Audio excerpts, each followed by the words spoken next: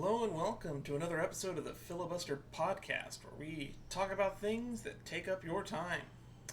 I'm your host, Dan Sheets, and these are our fellow hosts, Rick Stetson and Greg Bullman. So what topic will we be rambling about today? I believe Dan wanted to talk about subsidized housework or something. That's right, Greg. The issue I wanted today's topic to be was I wanted to talk about unpaid labor, or in other words, that which does not receive direct financial compensation. Oh, you mean like slave labor? What does that have to do with housework? Well, you're both right, and we'll get to that. But historically, unpaid labor is an issue that is tied to people who sought ways to cut costs, either through things like slavery, gender norms, or exploiting goodwill. It's a multifaceted issue that covers a lot of areas that can be solved through solutions like subsidies and, just paying people for their labor. Why don't we start with a brief history of the issue from the United States perspective? I get what you're saying. So throughout history, people have been doing labor that was unpaid, like slaves and indentured servants. So in the beginning, during the colonial period of the United States, there was slaves and indentured servants that provided labor that was unpaid, as an example. Similar to slave labor, it stands to reason that prison labor often went very unpaid. I guess domestic labor goes unpaid as well, like housework and care work. Care work being where you care for others. As we got closer to the modern day, a new form of unpaid labor began to pop up: shadow labor. It's where things like self-service began to make consumers provide service for themselves. Internships were also unpaid positions in many places as well. Wait, are we getting paid to do this podcast? No, I had you two volunteer to do this podcast. It's also worth mentioning that as globalization began to take hold, there was also the exploitation of foreign labor and child labor. And as always, that is also often unpaid. So unpaid labor is an ever-present issue in the United States and abroad. Not only is it an issue that people are not being paid, but if labor is being done, then that means that there is value being generated. Correct. In the economy. Much unpaid labor isn't counted towards GDP. But value is being created.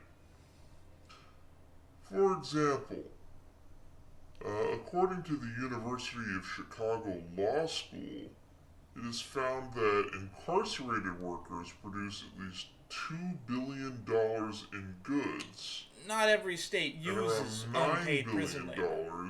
It's just Alabama, Arkansas, Florida, Georgia, Mississippi, South Carolina, and Texas, if I remember right.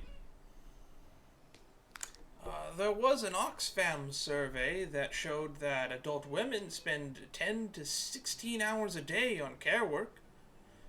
If you take the median, that's 13 hours of unpaid labor a day. The federal minimum wage is still $7.25 an hour, so that's about $94.25 a day, or $34,401.25 a year. That's income that they could be making. When you look at the United Nations Research Institute for Social Development's survey of 6 countries, it actually shows that when you're looking at the value generated by care work, it is equivalent to as low as 7% of the GDP of the country, and in some cases as high as 63% of the value of GDP. So why doesn't unpaid labor count towards GDP if it creates value? It doesn't meet the standard of the System of National Accounts, or SNA. Or to put it bluntly, it's not an economic exchange due to no income for the labor. GDP only measures the value of final products and services. So if a service was done for free, then it adds 0 to GDP. Another economic impact of unpaid labor is, ironically, the loss of jobs through shadow labor like self-service. Oh, you mean like how self-checkout at a grocery store takes away potential jobs from cashiers? Even further back, the grocer used to get all of the groceries for you and ring you up at their own self-service center. Self-service became the model of walking through the aisles and getting your own groceries to take to a cashier later on. That was normalized and became commonplace in 1916 at the Piggly Wiggly store in Memphis. At the hotel I worked at in my late 20s, they laid off all of the bellhops before I even started working there. Now the guests have to haul up all of their belongings on their own and take them to their room. In a way, the guests are doing physical labor that someone used to get paid to do. Now that I think about it, income tax is a large portion of our government's revenue here in the United States. And if people are not making money, the government is losing out on a potential revenue. In short, everyone generates value for the economy in subtle ways. Pumping their own gas, assembling their own IKEA furniture, even broadening your mind through education generates value that goes unpaid. Although my parents used to say that grades were your pay for doing classwork and schoolwork. Can we shift the topic slightly towards care work? I want to talk about the related issue of how women are disproportionately affected by unpaid labor. You mentioned in that Oxfam survey earlier about how many hours of care work women did a day, but in the UNRSID, the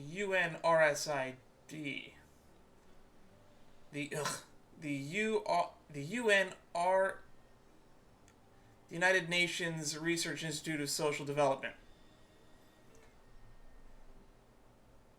survey had shown that women were doing upwards of 10 times the amount of care work as men were doing.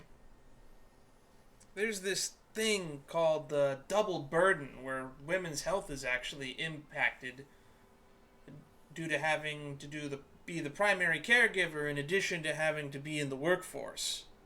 It's like having to work 2 jobs, but you only get paid for one of them.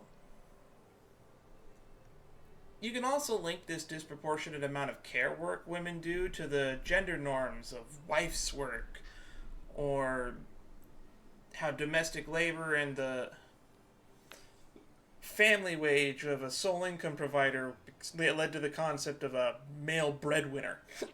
It was around the mid-1800s in antebellum where we start to see those ideas of manhood being linked to wage earning, and men's work being seen as superior Some care work to women's can also work. be done only by women.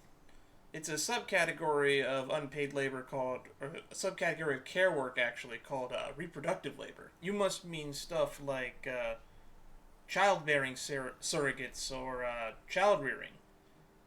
I guess that's why they call giving birth going into labor. So before we wrap up, we should probably talk about possible policy solutions to unpaid labor. And as Greg brought up earlier, a common solution is subsidies for things like housework. I know in some countries they subsidize daycare. That would definitely lessen the impact of the double burden on women. Why not go further and subsidize all care supplies? We could have the government provide people with any supplies they need for care work, like cleaning supplies. Or we could give out vouchers so that they could purchase their own supplies at an extreme discount. We could also implement a policy that gives direct financial compensation to all individuals, like Universal Basic Income, or UBI. If everyone is generating value for the economy, it only is fair that we give them a piece of it back, right? Policy could also help alleviate the issue if we invest more into remote work infrastructure, or just allow for more paid leave so that people could be making money while they do care work at home. We also need to improve the system we use to measure the economy, because this issue makes it clear that GDP and SNA are not good systems for accounting for all the value being produced. We could measure the economy based off of total production cost or total production rather than final market sale. This way we could include more things like services and goods that are provided at no cost when calculating GDP.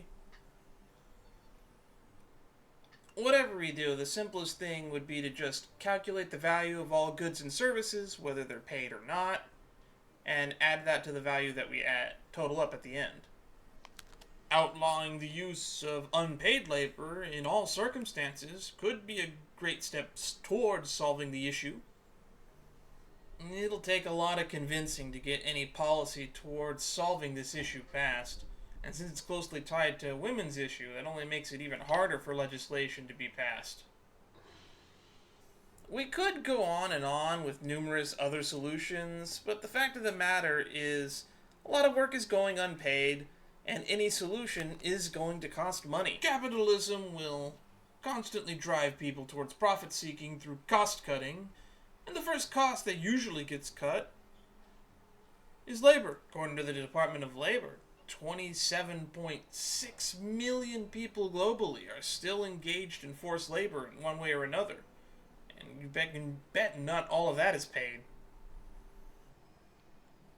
Just a friendly reminder that slavery is still legal in the United States, and I would not put it past the capitalists to try to bring that back into the norm. And artificial intelligence is starting to be advertised as a cost-cutting labor replacement. Whatever the case may be, unpaid labor will likely continue to be an issue for the foreseeable future. Anyway, that's all the time we have for today. Tune in next time where we will waste your time more on something else. Bye-bye.